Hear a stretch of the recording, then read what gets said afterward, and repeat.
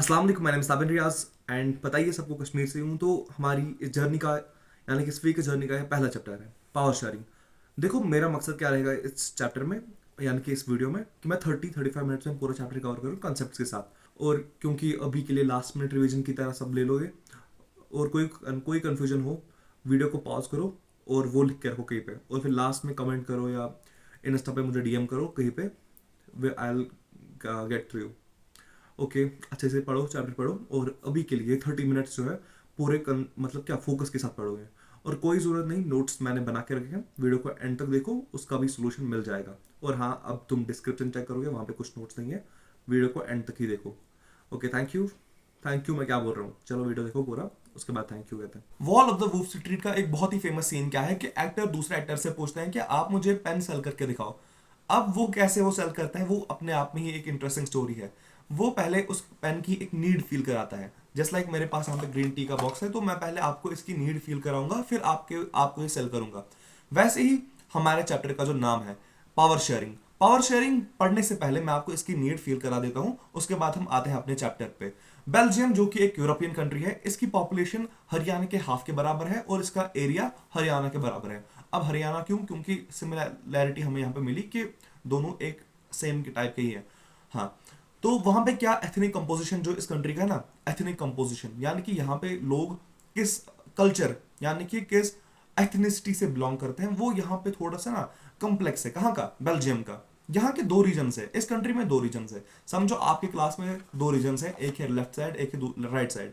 वैसे ही बेल्जियम के दो पार्ट्स हैं, दो एरियाज है। एक रीजन का नाम है फ्लेमिश और दूसरे का नाम है वेलोनिया। नाम याद रख लो, एक का नाम है फ्लेमिश और दूसरे का नाम है वेलोनिया। यहाँ पे ज्यादातर फ्रेंच और डच लोग रहते हैं। कहाँ पे? बेल्जियम में। अब फ्लेमिश में कौन रहते हैं, इसके लिए एक ट्रिक है। देखो, फ्लेमिश है ना, फ्लेमिश इसका स्टार्ट किससे होता है? एफ से। तो एफ से क्या आता है? फ्रेंच। लेकिन यहाँ पे इसका अपोजिट है, ये याद रखना। एफ से आता है फ्रेंच, एफ से आता है फ्लेमिश। लेकिन एफ जो है ना यहाँ पे फ्रेंच, फ्रेंच इसका अपोजिट है। यानी कि फ्लेमिश में कौन रहेगा? एफ का अपोजिट क्या है? डी। यहाँ पे एफ का अपोजिट यहाँ पे डी है। तो फ्लेमिश वो एरिया है जहां पे डच रहेंगे और वेलोनिया वो एरिया है जहां पे कौन रहेंगे? French people. तो फ्लेमिश पीपल यहाँ पे फ्लेमिश में कितने लोग रहते हैं यहाँ पे, यानी कि फ्रेंच पीपल कितने रहते हैं? फ्रेंच पीपल रहते हैं अप्रोक्सीमेटली 40% और डच पीपल जो कि फ्लेमिश रीजन में रहते हैं, फिर से सुन लो, डच रहते हैं फ्लेमिश में और फ्रेंच रहते हैं वेलोनिया में। फ्रेंच लोग कितने हैं? 40%। और डच लोग कितने हैं? डच लोग हैं 59% के आसपास और 1% है जर्मन का, और वो पूरे कंट्री में फैले हुए हैं। मैंने जैसे कहा कि हमें इससे समझ क्या आया कि यहाँ पे जो ये है ना एथनिक कंपोजिशन इस कंट्री का वो बहुत ही कॉम्प्लेक्स है। अब बेल्जियम की कैपिटल है ब्रसल्स। क्या है? ब्रसल्स। बेल्जियम की कैपिटल ब्रसल्स है। तो लेकिन ब्रसल्स में एक और अलग सिनेरियो है। क्या है अलग सिनेरियो? आपको पता है कि एक कंट्री की कैपिटल मतलब उस सिटी को हम कैपिटल सिटी क्यों कहते हैं? हमारी यानी कि इंडिया की कैपिटल दिल्ली क्यों है? पाकिस्तान की इस्लामाबाद क्यों है? बांग्लादेश की ढाका क्यों है? अफगानिस्तान की काबुल क्यों है? श्रीलंका की कोलंबो क्यों है ये इनकी कैपिटल्स? क्योंकि वो उनका एग्जीक्यूटिव सेंटर होता है। वो क्या होता है? वो सारा जो एडमिनिस्ट्रेटिव वर्क होता है ना, मतलब most of the administrative work जो एक कंट्री का होता है वो कैपिटल सिटी में ये ना फॉलो अप होता है। तो वैसे ही बेल्जियम की कैपिटल है ब्रसल्स। ब्रसल्स का अलग ही सीन है यार। ब्रसल्स में क्या है? ब्रसल्स में 80% है फ्रेंच पीपल और 20% है कौन? Dutch people. यानी कि जो कंट्री में मेजोरिटी में है, जो कंट्री में मेजोरिटी में है वो ये ना कैपिटल सिटी में माइनॉरिटी में है, और जो कैपिटल सिटी में मेजोरिटी में है वो कंट्री में माइनॉरिटी में है। तो यहाँ पे काफी ज्यादा है ना कॉम्प्लेक्स सीन है। कहाँ पे? बेल्जियम में। और बेल्जियम में एक बात कहें, 1950s और 1960s के आसपास यहाँ पे काफी ज्यादा टेंशन उठने लगे। क्यों उठे यहाँ पे टेंशन? क्योंकि जो फ्लेमिश पीपल थे, सॉरी जो डच पीपल थे, डच पीपल ना, हाँ, जो डच पीपल थे वो ना वो काफी ज्यादा कम, हम कह सकते हैं वो देवर बेसिकली डाउन ट्रॉडन, यानी कि वो उतने ज्यादा एडवांस्ड एडुकेटेड और डेवलप्ड नहीं थे as compare to French people. इस कंट्री में फ्रेंच पीपल जो है वो ज्यादा डेवलप्ड थे as compare to Dutch people. French were more developed than Dutch people. कहाँ पे? इस कंट्री में। तो क्या होगा? तो इस सीन को कैसे समझते हैं हम अपनी कंट्री के सिनेरियो के हिसाब से? क्या हुआ हमें 1950s और 60s में, हम इसको अपनी कंट्री के साथ थोड़ा सा रिलेट करते हैं। देखो, इंडिया का जो मतलब सबसे मोस्ट प्रैक्टाइज्ड रिलीजन है वो है हिंदुइज्म। और उसके बाद है इस्लाम, सिखिज्म, जैनिज्म, बुद्धिज्म, मतलब बाकी माइनॉरिटीज है।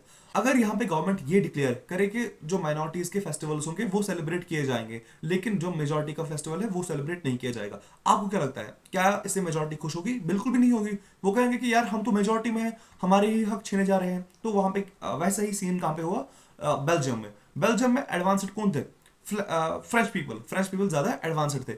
अब डच यार कह रहे हैं कि हम इतने ज्यादा यहाँ पे मेजोरिटी में है, लेकिन हम ही पीछे हैं इनसे। तो वो काफी ज्यादा नाराज थे इस सिचुएशन को लेके। तो इन्हीं चीजों के चलते काफी ज्यादा टेंशन राइज हुए। कहाँ पे? बेल्जियम में 1950s में और 1960s में काफी ज्यादा टेंशन राइज हुए इन्हीं वजहों के कारण, क्योंकि जो लोग मेजोरिटी में थे वो डेवलप्ड थे ही नहीं, ना वो एडुकेटेड थे, तो उनको वो काफी ज्यादा पिंच कर रहा था ये। बेल्जियम की सरकार बहुत ही मास्टरमाइंड निकली, वो बहुत ही जीनियस टाइप निकली, क्योंकि उन्होंने ऐसा मॉडल वहां पे बेल्जियम में अपनाया। वो एक इनोवेटिव मेथड पूरी दुनिया के लिए रहा, मतलब वो एक मॉडल की तरह पूरी दुनिया के लिए रहा, वो एक इंस्पिरेशन की तरह पूरी दुनिया के लिए रहा। तो समझते हैं Belgium model of power accommodation, यानी कि उन्होंने इस मसले को कैसे हल किया पूरे बेल्जियम में। उन्होंने पहले ही क्या किया, उन्होंने कॉन्स्टिट्यूशन को 4 बार अमेंड किया। अमेंड मतलब उन्होंने बदला, उन्होंने कॉन्स्टिट्यूशन में 4 बार तब्दीलियां की, 1970 से लेके 1993, यानी कि 23 ईयर्स में, फ्रॉम 1970 टू 1993। इन 23 ईयर्स में 4 बार उन्होंने कॉन्स्टिट्यूशन को अमेंड किया और काफी काफी सारी चेंजेस अपने कंट्री में लाई। पहला काम जो इन्होंने गवर्नमेंट ने किया वो था कि सेंट्रल में, यानी कि सेंटर में क्या होगा, 50% मिनिस्टर्स डच के होंगे और 50% मिनिस्टर्स फ्रेंच के होंगे। 50% डच, 50% फ्रेंच। तो इससे क्या हुआ, इससे फ्रेंच लोग जो है वो 40% होने के बावजूद अब थोड़ा सा मोटिवेटेड फील करने लगे, थोड़ा सा एनकरेज फील करने लगे। क्यों? क्योंकि अब उनकी रिप्रेजेंटेशन और हाई हो रही थी पार्लियामेंट में। 50% कहाँ के? डच और 50% फ्रेंच। और कुछ लॉज तो ऐसे थे, मतलब कभी कभार ऐसे लॉज बनाए जाते थे जहां पे सिर्फ एक ही कम्युनिटी अपनी राय नहीं दे सकती, उसके लिए मेजोरिटी का होना जरूरी था। लेट्स से कैसे, अब मैं कहूंगा, मैं फॉर एग्जाम्पल क्लास का मॉनिटर हूँ, लेट्स से, वैसे मैं क्या कहूंगा उस टाइम पे, मैं कहूंगा क्लास को कि कल से जो भी इनडिसिप्लिन करेगा वो क्या होगा, कल से जो भी इनडिसिप्लिन करेगा उसको 20 रुपीज फाइन देना है, लेट्स से। तो मेरी मतलब जो मेरे बरादरी के बंदे हैं वो मेरा सपोर्ट करेंगे इस लॉ के लिए, तो मैं ऑब्वियसली जीतूंगा? ऐसा नहीं है, बाकी सारे अपोज भी कर सकते हैं। ऐसा सीन है वहां पे, ऐसा सीन वहां पे बनाया गया। लाइक वहां पे अगर लेट से हमारी क्लास में 100 स्टूडेंट्स है, इस लॉ को प्रिवेल करने के लिए 60 वोट्स चाहिए। कितने वोट चाहिए? 60 वोट्स। अब 50 तो मेरी बिरादरी के हैं, 50 अपोजिशन के हैं। अब उन अपोजिशन में भी मुझे 10-15 बंदे चाहिए ताकि मैं अपनी मेजोरिटी बना सकूं, अपने लॉ को प्रिवेल कर सकूं। वैसे ही कुछ लॉज ऐसे थे जिनमें सिर्फ एक ही कम्युनिटी, मतलब क्या वो अकेली ही वहां पे लॉ नहीं बना सकती थी, इसके लिए बाकियों की भी सलाह चाहिए थी। दूसरा काम जो बेल्जियम में किया गया वो किया गया सेंटर से कुछ पावर्स लेके स्टेट को दी गई।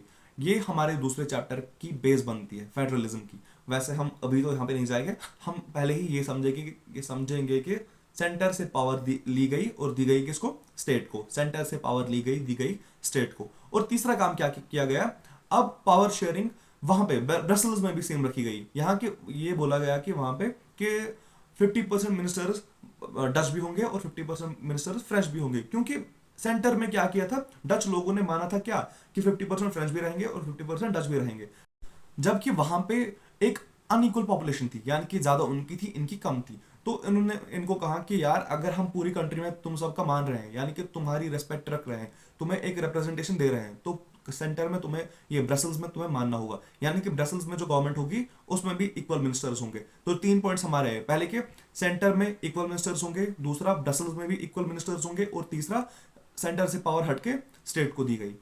और चौथा काम ये किया गया कि वहां पे एक कम्युनिटी गवर्नमेंट को अपॉइंट किया गया। बेल्जियम में एक कम्युनिटी गवर्नमेंट को अपॉइंट किया गया जिसके लिए कोई भी वोट कर सकता था। It can be a Belgian, sorry it can be a French, Dutch और जर्मन, यानी कि कोई भी इसका पार्ट हो सकता था, इरिस्पेक्टिव ऑफ वो कहाँ पे रहते हो, यानी कि वो वेलोनिया में रहते होंगे, वो फ्लेम्स में रहते होंगे। कम्युनिटी गवर्नमेंट को कोई भी ये इलेक्ट कर सकता था, सॉरी, हाँ, उसको कोई भी वोट आउट कर सकता था, उसमें कोई भी पार्टिसिपेट कर सकता था। और ये इसका काम क्या था इस कम्युनिटी गवर्नमेंट का, ये education related issues, cultural issues, language issues, इन सब पे नजर रखती थी। जब ये मतलब दुनिया ने जब ऐसा मॉडल देखा, दुनिया ये एक्सपेक्ट कर रही थी कि बेल्जियम अब टूट जाएगा क्योंकि वहां पे इतने ज्यादा टेंशन राइज हो रहे हैं, लेकिन उन्होंने क्या किया, उन्होंने पावर को क्या किया, उन्होंने पावर को डिस्ट्रीब्यूट किया और वहां पे इतना अच्छा सिस्टम वहां पे बना कि पूरी दुनिया ने इसकी तारीफ की। और 1993 में, हाँ आई गेस 1993 में, जब यूरोपियन यूनियन के हेडक्वार्टर्स को देखना था कि कहां पे रखे, तो पूरे यूरोप में सिर्फ ब्रसल्स को अपॉइंट किया गया ड्यू टू ब्रसल्स की जो स्टेबिलिटी थी। ब्रसल्स में इतनी स्टेबिलिटी आई कि यूरोपियन यूनियन ने इसको अपना हेडक्वार्टर्स डिक्लेयर किया और दुनिया के लिए ये सीख रखी कि कैसे पावर शेयरिंग से टेंशन को हम रोक सकते हैं। अब हम चैप्टर के दूसरे पार्ट पे आते हैं और अपने नेबर की केस स्टडी करते हैं, यानी कि श्रीलंका। श्रीलंका की एथनिसिटी भी काफी कॉम्प्लेक्स है। वहां पे 74% सिन्हाला स्पीकर्स है, 18% तमिल स्पीकर्स है, 18% में 13% वो है जो श्रीलंका के नेटिव स्पीकर्स है और 5% वो है जो इंडियन तमिल्स है।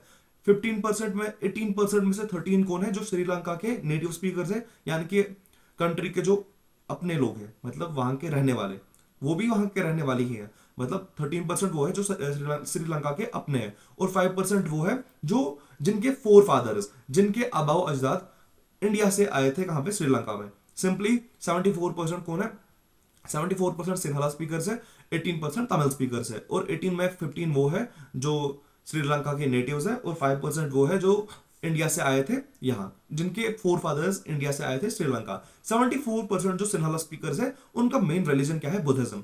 और अब जो तमिल्स है इनका मेन रिलीजन क्या है, हिंदुइज्म और इस्लाम। और 7% बाकी जो रहे उनका मजहब है क्रिश्चियनिटी और 1% जो बचा वो है अदर्स, यानी कि कोई भी बाकी रिलीजन जो है या एथीज्म या बाकी जो है वो उस कैटेगरी में फॉल होते हैं। श्रीलंका का देखो आप कितना कॉम्प्लेक्स सिनेरियो है। अगर वहां पे अच्छे से इन मामलात को हल ना किया जाए तो वहां पे कितने टेंशन्स उठ सकते हैं वो हम इस चैप्टर में आगे पढ़ेंगे। 1948 में श्रीलंका जो है वो एक आजाद मुल्क बना। 1948 में ये एक इंडिपेंडेंट कंट्री बनी। देखो 74% वहां पे सिन्हाला स्पीकर्स है और बुद्धिस्ट्स है। तो अगर अब वहां की गवर्नमेंट ये चाहेगी कि अगर हम बस इनका सोचेंगे कि इनका 74% था, 74% का, तो वो खुश है उसमें ही। लेट्स से कैसे, मैं क्लास का मॉनिटर हूं, लेट्स से मैं फॉर एग्जांपल क्लास का मॉनिटर हूं, तो मैं क्या काम करूंगा, मैं देखूंगा कि मुझे अगली बार भी पावर में आना है, तो मुझे कितने वोट चाहिए। 100 स्टूडेंट्स हैं हम क्लास में, मुझे ये चाहिए कि मुझे 65% वोट चाहिए। कितना चाहिए, 65%। तो मैं क्या मतलब जो मेरी बिरादरी के लोग हैं वो कितने आ रहे हैं, 74%, वो 74% आ रहे हैं, लेकिन मुझे कितना चाहिए, 65%। यानी कि मैं 9 को छोड़ भी सकता हूँ, इतने मतलब इतना चॉइस है मेरे पास। मैं क्या करता हूँ, मैं बस अपने 74 पे ध्यान रखता हूँ और इनको बोलता हूँ यार मुझे तुमसे लेना देना ही नहीं है, मुझे तुमसे लेना देना ही नहीं है। इससे क्या होगा, इससे का उनकी मतलब क्या, उनके दिल में मेरे लिए नफरत बढ़ेगी। वही हुआ श्रीलंका में भी। इनके पॉलिटिकल लीडर्स ने क्या काम किया, इन्होंने कहा कि हमें तो अपने वोट्स मिल रहे हैं, हम काम क्या करेंगे, हम सिन्हाला स्पीकर्स यानी कि बुद्धिस्ट्स को ज्यादा प्रेफरेंस देंगे और जो बाकी है उनके लिए मसला हम क्रिएट करेंगे। तो वहां पे क्या हुआ तो इस आइडियोलॉजी को कहते हैं मेजॉरिटेरियनिज्म। क्या, मेजॉरिटेरियनिज्म। ये एक ऐसी आइडियोलॉजी होती है जिसमें हम ये सोचते हैं कि जो मेजॉरिटी में होगी वही एक कंट्री को रूल करेगी। मेजॉरिटेरियनिज्म ये एक ऐसा आइडिया है जिसमें कोई सोचने वाला यानी कि लोग ये सोचते हैं। मेजॉरिटेरियनिज्म ये आइडिया है जिसमें ये सोचा जाता है कि जो मेजॉरिटी होगी वही कंट्री को रूल करनी चाहिए। 1956 में एक एक्ट पास किया गया जिसमें ये लिखा गया था। 1956 में एक ऐसा एक्ट पास किया गया जिसमें ये लिखा गया था कि सिन्हाला जो होगी वो स्टेट की यानी कि श्रीलंका की ऑफिशियल लैंग्वेज होगी। क्या होगी, ऑफिशियल लैंग्वेज। मैंने क्या कहा, 74% सिन्हाला स्पीकर्स थे और बाकी क्या थे, तमिल्स। अब तमिल्स क्या कह रहे होंगे, यार हम भी 18% है, हम भी 18% है, हमारी कोई वक़्त ही नहीं है, हम क्यों है इस कंट्री में। यानी कि पहला झटका उनको ये लगा। क्या झटका लगा, 1956 में जो ये लैंग्वेज को ऑफिशियल लैंग्वेज बनाया गया सिन्हाला को, तमिल जो थे उन्होंने काफी ज्यादा एलियनेटेड फील किया। क्या, एलियनेटेड फील किया। एलियनेटेड मतलब उन्होंने समझा कि हम एलियंस हैं, हम यहाँ के रहने वाले हैं ही नहीं, क्योंकि हमारा यहाँ पे सोच ही नहीं रहे। अब इन्होंने जख्मों पे नमक छिड़का। किन्होंने, श्रीलंकन गवर्नमेंट ने उन्होंने क्या किया, उन्होंने एक नया कॉन्स्टिट्यूशन अपनाया। किन्होंने, श्रीलंकन गवर्नमेंट ने। और उन्होंने स्टेट रिलीजन डिक्लेयर किया बुद्धिज्म। क्या किया, स्टेट रिलीजन डिक्लेयर किया बुद्धिज्म। अभी तक क्या था, बस अभी तक लैंग्वेज सिन्हाला ऑफिशियल लैंग्वेज थी। अब इन्होंने क्या काम किया, इन्होंने बुद्धिज्म को स्टेट रिलीजन डिक्लेयर किया। अब इस स्टेट रिलीजन से क्या होता है, आपको पता है इसका मतलब ये होता है, फॉर एग्जाम्पल अगर इस्लाम, हिंदुइज्म, क्रिश्चियनिटी, जैनिज्म, बुद्धिज्म या किसी को भी अगर इंडिया का ऑफिशियल लैंग्वेज डिक्लेयर करेंगे तो गवर्नमेंट को फंड करना है इस रिलीजन को प्रमोट करने में। यानी कि अब लोग जो है वो टैक्सेस भरेंगे, किस लिए भरेंगे टैक्सेस? ताकि बुद्धिज्म प्रमोट हो, कहां पे? श्रीलंका में। ताकि बुद्धिज्म प्रमोट हो श्रीलंका में। सिंपली दूसरा पॉइंट क्या था? स्टेट रिलीजन डिक्लेयर किया गया बुद्धिज्म, और ये कानून लागू किया गया कि जो भी गवर्नमेंट लेवल एग्जाम्स होंगे वहां पे सिन्हला एप्लीकेंट जो होंगे उनको एक हाई प्रेफरेंस मिलेगी as compare to Tamil speakers. इनको एक को जोल्ट मिला लगा के इनको तमिल स्पीकर्स को। अब वो काफी ज्यादा नाराज हो रहे थे किनसे? गवर्नमेंट से। अब इससे क्या हुआ? आप खुद ही सोच सकते हैं कि ऐसी चीजों से क्या होगा। देखो कंट्री का वो भी एक पार्ट है, ये भी पार्ट है। अगर वो कम क्वांटिटी में है लेकिन पार्ट तो है ना यार, पार्ट तो है ना। देखो एक टीम 11 प्लेयर से बनती है, क्रिकेट टीम एक 11 प्लेयर से बनती है। लेट्स से कोई टॉप लेवल प्लेयर जो है, टॉप लेवल प्लेयर, क्या वो अकेले ही सारा मैच जिता सकता है? नहीं, ये पॉसिबल ही नहीं है। अगर वो 90% कंट्रीब्यूट क्यों ना करे, लेकिन 10% तो बाकी टीम से आ रहा है ना। अगर वो 50% खुद कंट्रीब्यूट करे, 50% तो बाकी टीम से आ रहा है ना। उन 10 खिलाड़ियों से 50% आ रहा है, लेकिन आ तो रहा है ना। यानी कि यहाँ पे भले ही इनकी पॉपुलेशन कम थी लेकिन इन पे ऐसा जुल्म करना इट इज नॉट जस्टिफाइड। फिर क्या हुआ वहां पे? उन्होंने काफी ज्यादा मतलब क्या वहां पे दंगे फसाद स्टार्ट हुए। कहां पे? श्रीलंका में बहुत ज्यादा रायोट्स स्टार्ट हुए। इनके पॉलिटिकल राइट्स छीने गए, इनके साथ डिस्क्रिमिनेशन हुई। इनको क्या वो फ्रीडम सब इनका स्नैच किया गया, किनका? तमिल स्पीकर्स का। और ऐसे क्या हुआ? ऐसे काफी ज्यादा नफरत पैदा हुई श्रीलंका में तमिल्स की। किनके खिलाफ? गवर्नमेंट के खिलाफ, और सीधी सी बात है इसके खिलाफ, तमिल सिन्हला स्पीकर्स के खिलाफ। अब जब बहुत ज्यादा टेंशन राइज हुए, अब इनकी कुछ मांगे थी। किनकी? तमिल्स की कुछ मांगे थी। पहली मांग कि तमिल को भी ऑफिशियल लैंग्वेज डिक्लेयर किया जाए। दूसरा, हमें रीजनल ऑटोनॉमी मिलनी चाहिए। तीसरा, हमें एजुकेशन और जॉब्स में इक्वल अपॉर्चुनिटी मिलनी चाहिए। ये 3 डिमांड्स थी इनकी। और ऑटोनॉमी की भी बात थी। हाँ, और उन्होंने क्या किया था? ऑटोनॉमी की। ऑटोनॉमी मतलब उन्होंने कहा कि हम मतलब श्रीलंका का ही पार्ट रहेंगे लेकिन हमें थोड़ा सा एक्स्ट्रा ये मिलना चाहिए। क्या क्या कहते हैं इसको? हमें एक्स्ट्रा पावर थोड़ा सा मिलना चाहिए। लाइक जम्मू एंड कश्मीर का जो स्टेटस था 2019 से पहले, यानी कि हमारा अपना फ्लैग था, अपना कॉन्स्टिट्यूशन था, लेकिन उसके बाद क्या हुआ? हमारी ये ऑटोनॉमी छीनी गई। वहां पे भी क्या हुआ? वो अब ऑटोनॉमी चाह रहे थे। कौन? ये सिन्हाला, सॉरी तमिल स्पीकर्स क्या चाह रहे थे? अब ऑटोनॉमी भी। अब सीधी सी बात है, उन्होंने क्या किया? जो ये गवर्नमेंट रूल कर रही थी उन्होंने इनका माना नहीं। अब सरकार ने इनकी मांगे मतलब मंजूर नहीं की। उन्होंने इनकी बातों की रेस्पेक्ट नहीं की, इनकी मांगों की रेस्पेक्ट नहीं की। तो वहां पे क्या हुआ? ये मूवमेंट जो थी वो और ज्यादा भड़की, वो ये और ज्यादा भड़कने लगी। कौन सी? जो ये अभी तक ये पीसफुल मूवमेंट्स थी किनकी? तमिल्स की, वो अब रेडिकल बनने लगी। क्या उनका एक बहुत ही गंदा रूप सामने आया। उन्होंने क्या किया? उन्होंने अब रेडिकलाइज वो होना स्टार्ट हुए। कौन? तमिल्स। उन्होंने क्या किया? उन्होंने LTTE, liberation tigers of Tamil Eelam, एक नाम की एक ऑर्गेनाइजेशन बनाई। और क्या कहते हैं उसकी, उस LTTE, उस ऑर्गेनाइजेशन की एक डिमांड थी कि अब हमें ऑटोनॉमी नहीं, अब हमें तमिल ईलम चाहिए। तमिल ईलम मतलब क्या? हमें अपना एक अलग स्टेट चाहिए। We wanted different country now. हमें अलग कंट्री ही चाहिए, हमें अलग कंट्री ही चाहिए। अब वो ये मांग कर रहे हैं। अभी तक तो वो ऑटोनॉमी नहीं मांग रहे थे, सॉरी मान रहे थे। अभी तक तो वो ऑटोनॉमी तक नहीं मान रहे थे। अब वो कंट्री का कैसे मानेंगे? वो तो पॉसिबल ही नहीं है। तो क्या हुआ? हाँ, तो एक और बात, LTTE मतलब बुक में नहीं लिखा है, फिर भी याद रखो। LTTE का जो चीफ था वो था प्रभाकरन, और लीडर था उसका क्या था इसका नाम? उमा महेश्वरम। हाँ, उमा महेश्वरन इसका लीडर था। देखो जब ये ज्यादा मतलब इनके साथ विचारों के साथ बहुत ज्यादा एट्रोसिटीज हुई। किनके साथ? इन तमिल्स के साथ। इनके साथ बहुत ज्यादा एट्रोसिटीज हुई। इवन इंडिया ने भी काफी ज्यादा सपोर्ट किया था किसको? इन तमिल्स को। लेकिन फिर जब क्या होता, हाँ, हम मतलब उस टाइम पे राजीव गांधी इंडिया के PM थे। जब वो वहां पे गए उन पे एक हमला हुआ था, फिर इन्होंने हाँ, मतलब क्या इंडियन गवर्नमेंट ने इनको टेररिस्ट डिक्लेयर किया। किसको? इसी तमिल इलम को, LTTE को। लेकिन क्या था फिर? देखो इनके लिए ये तमिल जो थे ना, ये बेचारे अच्छे कॉज के लिए फाइट कर रहे थे। ये बेचारे अच्छे कॉज के लिए फाइट कर रहे थे। ये अपने हक के लिए बात कर रहे थे। मतलब कुछ गलत तो नहीं कर रहे थे ना, अपने हक के लिए बात कर रहे थे। लेकिन क्या हुआ वहां पे इनके हक को स्नैच किया गया। लेकिन उसके बाद ये ज्यादा रेडिकलाइज हुए। लेकिन जब ये तमिल इलम, जो ये तमिल्स थे, जब ये अपने हक की बात कर रहे थे, जो तमिल्स पूरी दुनिया में रह रहे थे, यानी कि तमिल डायस्पोरा, देखो शायद समझना आया तुम्हें कि डायस्पोरा क्या होता है। डायस्पोरा समझाता हूं मैं। देखो फलस्तीन में भी क्या हो रहा है, पैलेस्टाइन में क्या हो रहा है, अभी वहां पे मास किलिंग्स हो रही है, इतने ज्यादा मैसेकर हो रहे हैं, लेकिन मैं तो कश्मीर का हूं, मुझे क्या उनके साथ, मतलब सिंपल सी बात है, मुझे क्या होगा उनके साथ, नहीं। हमें एक फीलिंग है उनके साथ, क्या फीलिंग है, मतलब हम एक ब्रदरहुड फीलिंग, मतलब क्या हम एक ब्रदरली फीलिंग है हमारी उनके साथ क्या, मतलब जिसके साथ भी जुल्म होगा वो तो अच्छे कॉज के लिए ही हम, मतलब फॉर एग्जाम्पल अगर उनके साथ जुल्म हो रहा है फलस्तीन में, तो हमारा क्या होगा, हमारी एक सिंपथी होगी उनके लिए, हमारी एक सिंपथी होगी उनके लिए। यहाँ की जो मुस्लिम डायस्पोरा होगा, वो उनको एक सिंपथी होगी उसके लिए, किसके लिए, फलस्तीन के लिए। यानी कि दुनिया में जो भी मुसलमान होंगे वो एक मुस्लिम डायस्पोरा बनाएंगे। डायस्पोरा मतलब ये एक कलेक्शन होती है लोगों की जो एक सेम एथनिसिटी को क्या करेंगे, बिलोंग, सेम एथनिसिटी से बिलोंग करेंगे। फॉर एग्जाम्पल क्या होगा, अगर यहाँ पे फॉर एग्जाम्पल कहीं पे मेरा फॉर एग्जाम्पल कोई कश्मीरी हिंदू पंडित ब्रदर जो होगा, मतलब आफ्टर ऑल वो मेरा पंडित, मतलब वो पंडित जो है वो कश्मीर का ही रहने वाला है ना, इरेस्पेक्टिव हमारा रिलीजन क्या है, मेरा इस्लाम है उसका हिंदुइज्म है, लेकिन अगर उसके साथ कुछ गलत हो रहा है मुझे खुद पेन होगी, वो मेरे घर का तो नहीं है ना, वो मतलब मेरे गांव का नहीं है, वो मेरे डिस्ट्रिक्ट का नहीं है, लेकिन वो कश्मीरी है वहां पे।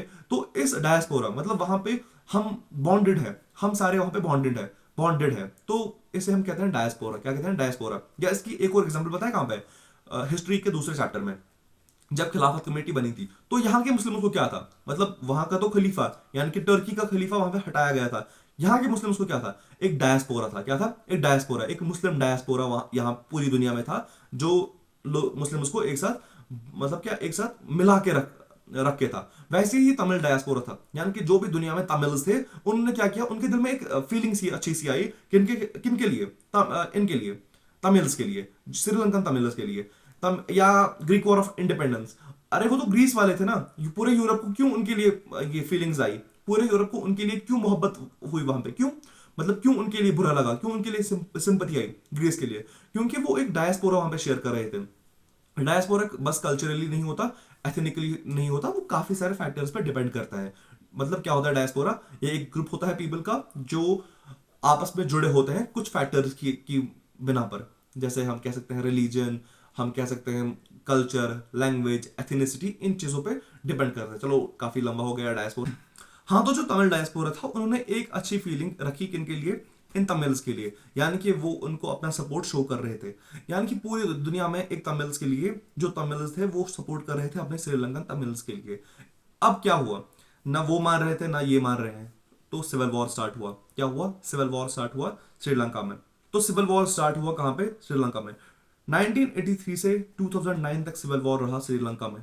1983 से 2009 तक, 1983 से 2009 तक सिविल वॉर रहा कहां पे, श्रीलंका में। यानी कि इतने साल तक क्या रहा वहां पे, सिविल वॉर। सिविल वॉर क्या होता है, जब एक ही कंट्री में या एक ही स्टेट में लोग, एक ही कंट्री के लोग आपस में लड़ाई करें, झगड़ा करें, उसे हम कहते हैं सिविल वॉर। समझो फिर से, जब एक ही कंट्री में आपस में लोग एक साथ लड़े, जब एक ही कंट्री में एक ही कंट्री के लोग, जब एक ही कंट्री में एक ही कंट्री के लोग आपस में लड़े, उसे हम कहते हैं सिविल वॉर। क्या कहते हैं, सिविल वॉर। तो श्रीलंका में सिविल वॉर की सिचुएशन हुई और इससे क्या हुआ, श्रीलंका को बहुत नुकसान हुआ, बहुत ज्यादा नुकसान हुआ। और श्रीलंका में क्या हुआ फिर, श्रीलंका में बहुत सारी किलिंग्स हुई, मतलब वहां पे उनकी इकोनॉमी डाउन हुई, यानी कि हर किसी चीज पे, एजुकेशन पे, इंफ्रास्ट्रक्चर पे, हेल्थ पे, हर किसी सेक्टर पे क्या पड़ा, इसका एक बहुत गंदा असर पड़ा। यानी कि इसके बहुत ही नेगेटिव इफेक्ट्स हमें सामने आए। तो हम अब एक कंपैरिजन ड्रॉ करते हैं। एक साइड से बेल्जियम जिन्होंने पावर शेयरिंग का मॉडल अपनाया, तो वहां पे कितनी खुशहाली आई। अब दूसरे साइड से श्रीलंका, जिन्होंने पावर शेयरिंग का मेथड नहीं अपनाकर बहुत बड़ी गलती की, और उससे क्या हुआ, उससे उनका खुद ही नुकसान हो गया। अब हम आते हैं अपने तीसरे पार्ट पर, जो कि शायद सीबीएसई की बुक्स में नहीं है, आई डोंट नो शायद है कि नहीं, लेकिन जहां तक मुझे पता है नहीं है शायद। लेकिन मैं खुद कश्मीर का हूँ और मेरा पर्पज क्या है यहाँ पे ये क्लासेस, इस चैप्टर को आपके सामने प्रेजेंट करने का, ताकि मेरा खुद का पहले रिवीजन हो, और आप भी क्या है कि आप भी इससे काफी ज्यादा अपना फायदा ले लें। लेबनान। लेबनान एक मिडल ईस्ट कंट्री है। क्या है, मिडल ईस्ट कंट्री है लेबनान। इसकी कैपिटल है बेरूत। बेरूत या बेरट, मुझे सॉरी इसकी प्रोनाउंसिएशन पता नहीं, आई गेस बेरूत ही है। तो वहां पे काफी ज्यादा टेंशन राइज हुए। कहाँ पे? बेरूत में, यानी कि यहाँ पे लेबनान में। वहां पे भी कम्प्लेक्सिटी बहुत थी। कहाँ पे? लेबनान में। वहां पे क्रिश्चियंस के आज की, मतलब अगर मैं आज का कहूँ, 63% मुस्लिम्स है, 32% क्रिश्चियंस है। ये आज का सिनेरियो है, लेकिन उस टाइम का पता नहीं है कितना था, बुक में भी मेंशन नहीं है। वहां पे मुस्लिम्स और क्रिश्चियंस के बीच में बहुत ज्यादा लड़ाइयाँ हो रही थी। कहाँ पे? लेबनान में। लेबनान में बहुत ज्यादा लड़ाइयाँ हो रही थी। तो वहां पे क्या हुआ, वहां पे जो क्रिश्चियंस है ना, वो सपोर्ट कर रहे थे सिख, किससे? फ्रेंच से। किससे? फ्रेंच से। और जो मुस्लिम्स थे, मुस्लिम्स किस चीज की मांग कर रहे थे? कि वो सीरिया के साथ मिक्स अप होंगे, मिक्स क्या नहीं कह सकते, मर्ज होंगे, सॉरी, हाँ क्या होंगे? मर्ज होंगे। वो जो मुस्लिम्स हैं वो चाह रहे थे कि वो सीरिया के साथ मर्ज होंगे, और जो ये क्रिश्चियंस थे वो फ्रांस का सपोर्ट चाह रहे थे। वहां पे बहुत ज्यादा किलिंग्स हुई, इतनी ज्यादा किलिंग्स हुई कि हम इमेजिन भी नहीं कर सकते। कहां पे? लेबनान में। वहां पे अब एक यूनिक पावर शेयरिंग सिस्टम अपनाया गया। कहां पे? लेबनान में। पहला क्या, जो प्रेसिडेंट होगा, जो कंट्री का प्रेसिडेंट होगा, वो क्रिश्चियंस का होगा मैरोनाइट सेक्ट से। कहां से? मैरोनाइट सेक्ट, सिंपली एक सेक्ट है क्रिश्चियंस में, मैरोनाइट सेक्ट, उसी का होगा प्रेसिडेंट। और जो प्राइम मिनिस्टर होगा वो सुन्नियों का होगा, मुस्लिम्स का, मुस्लिम सुन्नीस का होगा। और डेप्यूटी प्राइम मिनिस्टर वो ऑर्थोडॉक्स सेक्ट से होगा, क्रिश्चियंस के, ऑर्थोडॉक्स सेक्ट क्रिश्चियंस। और जो असेंबली का स्पीकर होगा वो शिया सेक्ट से होगा, मुस्लिम्स में। समझते हैं इस बात को? प्रेसिडेंट होगा Maronite sect Christians, prime minister होगा सुन्नी मुस्लिम्स, डिप्टी पीएम होगा ऑर्थोडॉक्स क्रिश्चियंस, और स्पीकर होगा शिया मुस्लिम्स। फिर से समझो, पीएम होगा, प्रेसिडेंट होगा मैरोनाइट सेक्ट क्रिश्चियंस, प्रेसिडेंट होगा मैरोनाइट सेक्ट क्रिश्चियंस, प्रेसिडेंट होगा मैरोनाइट सेक्ट क्रिश्चियंस, पीएम होगा मुस्लिम्स में सुन्नी सुन्नी साइड से, और डेप्यूटी पीएम होगा ऑर्थोडॉक्स सेक्ट से क्रिश्चियंस में, और स्पीकर होगा शिया सेक्ट से मुस्लिम्स में।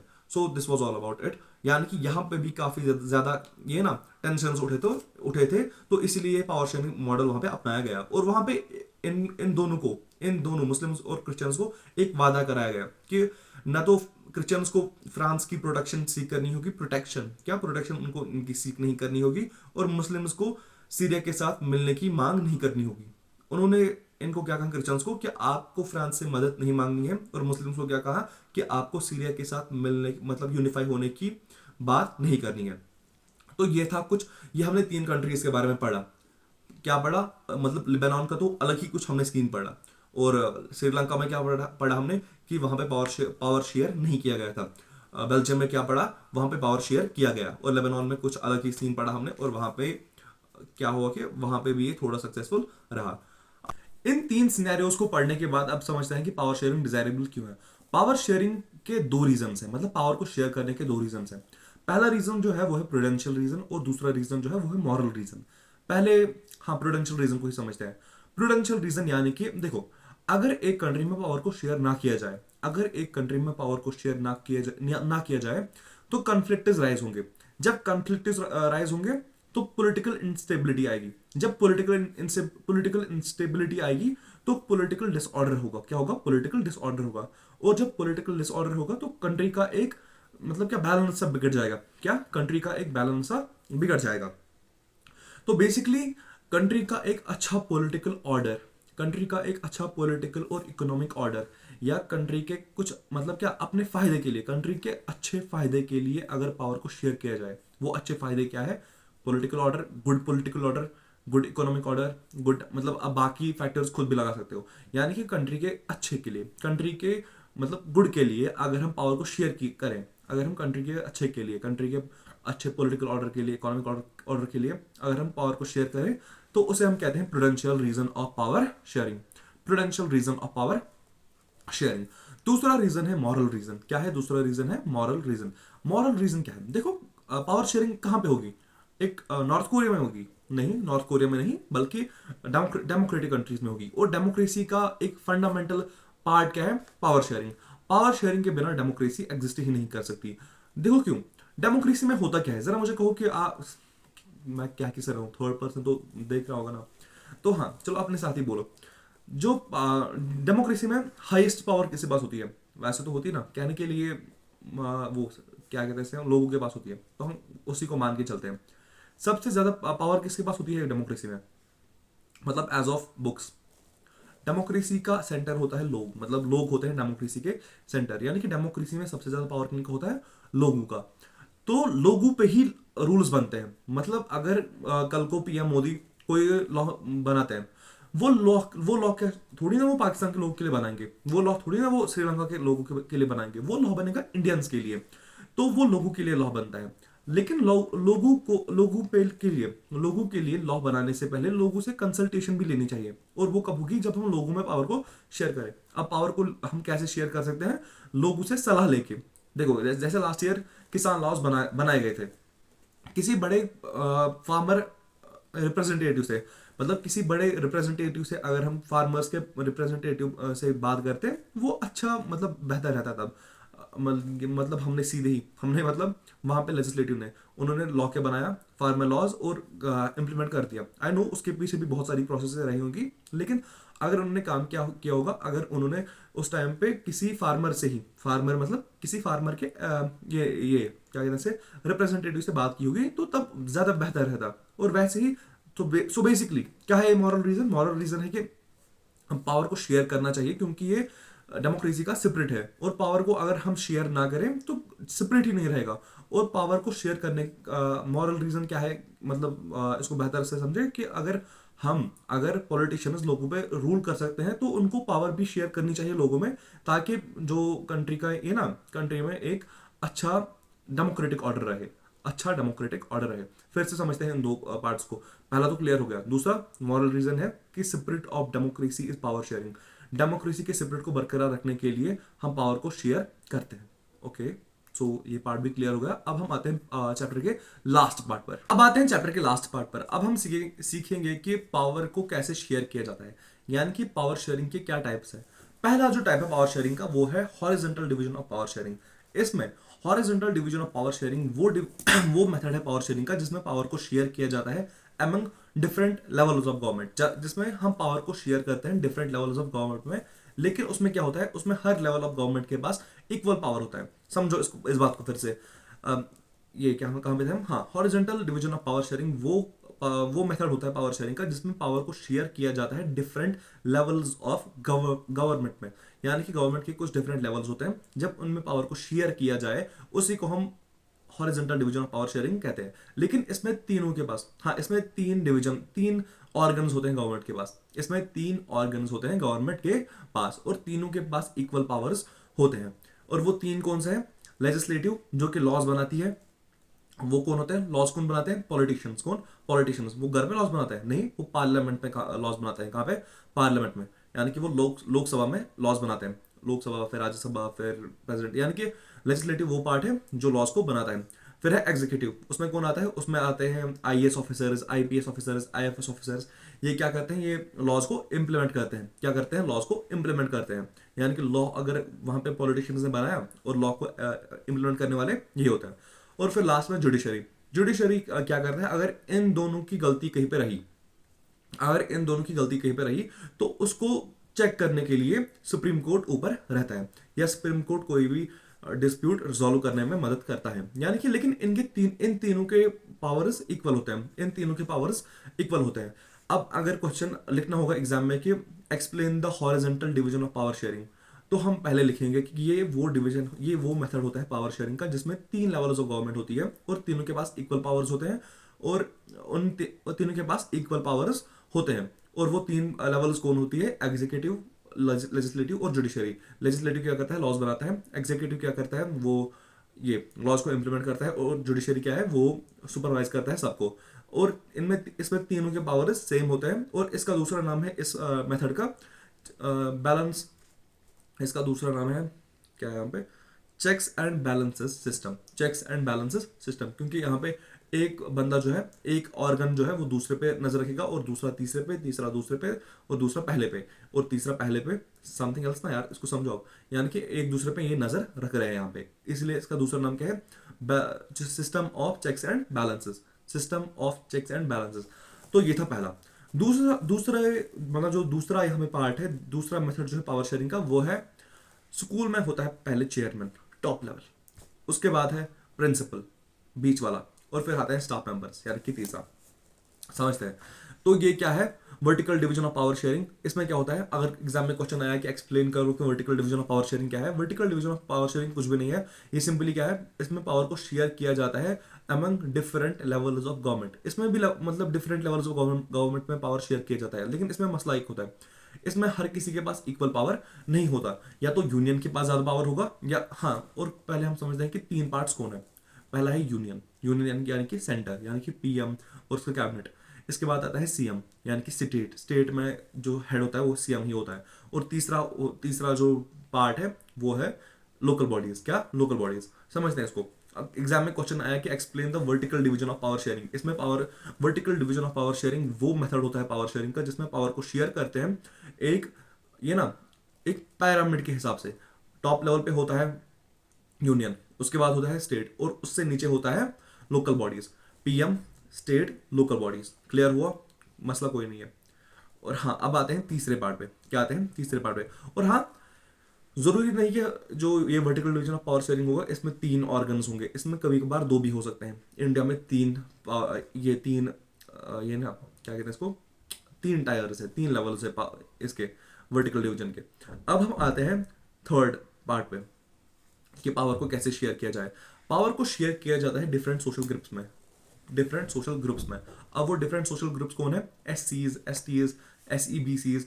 इनमें अगर पावर को शेयर किया जाए बेहतर पॉलिटिकल ऑर्डर के लिए या बेहतर आउटपुट के लिए, तो उसको कहते हैं, उसको क्या कहते हैं, उसको कहते हैं power sharing among different social groups. Power sharing among different social groups. क्यों करते हैं पावर को शेयर, वो मैंने कह दिया, दो रीजन पढ़ लिए, उतना इनफ था। और चौथा पार्ट, और इसके साथ हमारा चैप्टर क्लियर होगा। पहले हम चौथे पार्ट पे आते हैं, वो ये कि पावर को शेयर किया जा सकता है डिफरेंट पॉलिटिकल पार्टीज में। हाँ, पावर को शेयर करना डिफरेंट पॉलिटिकल पार्टीज में, कंफ्यूजिंग सा लग रहा है, नहीं। पावर को हम शेयर कर सकते हैं डिफरेंट पॉलिटिकल पार्टीज में। कैसे, देखो 2014 में कश्मीर में, जम्मू एंड कश्मीर में बनी थी गवर्नमेंट। क्या बनी थी, गवर्नमेंट। लेकिन किसी के पास मेजोरिटी नहीं थी। क्या, किसी के पास मेजोरिटी नहीं थी। दो पार्टीज टॉप पे थी, एक तो थी बीजेपी और थी पीडीपी। पीडीपी उस टाइम पे शायद लार्जेस्ट पार्टी थी, उनके बाद थी बीजेपी। लेकिन कोई भी मेजोरिटी को टच नहीं कर पाया था। क्या कोई सिंगल हैंडेडली मतलब बन सकता था, कर सकता था वहां पे काम, नहीं, कोई सिंगल हैंडेडली मैनेज नहीं कर सकता था। तो फिर क्या किया गया, उन्होंने एक कोलेशन, उन्होंने क्या किया, उन्होंने एक कोलेशन सा यानी कि उन्होंने एक हैंडशेक सा किया। फिर क्या किया, उन्होंने एक साथ गवर्नमेंट को रन किया, और उसको हम कहते हैं कोलेशन गवर्नमेंट। यानी कि उस टाइम पे क्या हुआ, उस टाइम पे पावर को शेयर किया गया डिफरेंट पॉलिटिकल पार्टीज में। उस टाइम बीजेपी ने अपना थोड़ा पावर दिया पीडीपी को, और पीडीपी ने किसको पावर दिया, बीजेपी को, ताकि वो अच्छे से फिर हुकूमत कर सके जम्मू एंड कश्मीर में। और हम पावर को शेयर कर सकते हैं डिफरेंट मूवमेंट्स या सोशल, डिफरेंट मूवमेंट्स या प्रेशर ग्रुप्स में, डिफरेंट मूवमेंट्स या प्रेशर ग्रुप्स में। समझते हैं कैसे। 2020 के 19 याद नहीं आ रहा, 21 शायद कुछ साल था, सॉरी मुझे अभी याद ही नहीं आ रहा। फार्मर लॉज जब बने थे, तो क्या हुआ, फार्मर लॉ जब बने थे, किसानों ने इसके खिलाफ विरोध किया। क्या किया, विरोध किया, यानी कि इसको अपोज किया। लेकिन क्या एक किसान कुछ कर सकता था, बिल्कुल भी नहीं। बहुत सारे किसान एक साथ मिल के उन्होंने क्या किया, उन्होंने रिवोल्ट, रिवोल्ट कह सकते हैं, उन्होंने क्या किया, प्रोटेस्ट किए। जब उन्होंने प्रोटेस्ट किया तो फिर उनकी मांगे सुनी गई। क्या, उनकी मांगे सुनी गई। तो यहाँ पे पावर किसमें शेयर किया गया था, डिफरेंट प्रेशर ग्रुप्स में। यानी कि इस बार पावर को शेयर किया गया डिफरेंट प्रेशर ग्रुप्स में, और फिर उसके बाद ही क्या किया गया, फार्मर लॉज को रिपील किया गया। हाँ, अगर एग्जाम में क्वेश्चन होगा कि explain the different ways to share the power, ऐसा क्वेश्चन अगर हो, तो पहला हम लिखेंगे vertical division of power sharing, फिर लिखेंगे horizontal division of power sharing, फिर हम लिखेंगे power sharing can be divided into social groups. उसके बाद power can be shared among different political parties, social pressure groups, या ये क्या कहते हैं इसको, प्रेशर ग्रुप्स और मूवमेंट्स। तो इतना था ये चैप्टर, क्लियर हो गया। Okay, thank you. और हाँ, बात रही है नोट्स की। देखो डेयरी मिल्क रोज़ खाती, रोज़ मतलब अब कभी ओकेजनली या जब भी खाते हो, 60 या 59, 50, 60 इतने का पैकेट आता होगा। उसको बाय बाय कहो इस मंथ के लिए, और नोट्स ले लो। मैं ये उसके लिए रिकमेंड कर रहा हूँ जिसने पूरे साल कुछ नहीं पढ़ा है, और उसको मैं रिकमेंड करूँगा ये नोट्स, जो वो लास्ट मिनट रिवीजन करना चाहता है। ये नोट्स पढ़ लो, कंसेप्चुअल है कोई मतलब, और ये रैशनलाइज्ड सिलेबस के हिसाब से है। पढ़ लो अगर चाह रहे हो। वैसे तो मतलब मैं पेड में रखता नहीं है, लेकिन एडिटर बैठा है सब पीछे, या यहाँ पे हमारा नोट्स मैनेजर, उनके लॉजिस्टिक्स को मैनेज करने के लिए और बेहतर वीडियो बनाने के लिए we have to charge these things, okay sorry. लेकिन आप मतलब आपके मार्क्स से या आपकी एक्सेलेंस से ज़्यादा, मतलब 39 तो कुछ भी नहीं है। 39 रुपीज़ में आज क्या ही मिलता है। तो 39 ये रुपीज़ में आप स्वीकिस के, जियोग्राफी के, हिस्ट्री के और इकोनॉमिक्स के नोट्स ले सकते हो। मतलब इतना कुछ आपको मिल रहा है, इतने चैप्टर्स, आई मीन कितने, हिस्ट्री के 5-6 चैप्टर रख लो, जियो के 5, इसके 5, उसके 5, यानी कि 1 रुपए का एक चैप्टर, यानी कि 2 रुपए का एक चैप्टर आ रहा है यार, पढ़ लो। इतने मतलब इससे सस्ता भी नहीं आएगा। और कहाँ से ले सकते हो? यहाँ पे एक नंबर आ रहा है, उसको व्हाट्सएप करो, वह उसके साथ बात कर लो, वो नोट्स आपको भेज देगा। ओके थैंक यू, इतना चैप्टर इनफ था। ये जो मैंने ये वाला शॉट लिया, ये मैं दोबारा ले रहा हूँ क्योंकि इससे पहले भी मैंने शॉट लिया था, उसकी आवाज़ ही ब्लॉक थी। तो नए से मैं यार ये शॉट ले रहा हूँ, और रात के 2 बजे और सुबह 6:30 उठना है।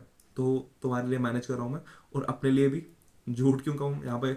चलो एक म्यूचुअल कोऑर्डिनेशन के साथ हम चलते हैं। और अगर समझ नहीं आया फिर से देखो लेक्चर को, और कमेंट बॉक्स में ये कर लो कुछ कमेंट, मैं आंसर दे दूंगा। Okay thank you, stay positive, keep learning, and अल्लाह हाफिज़।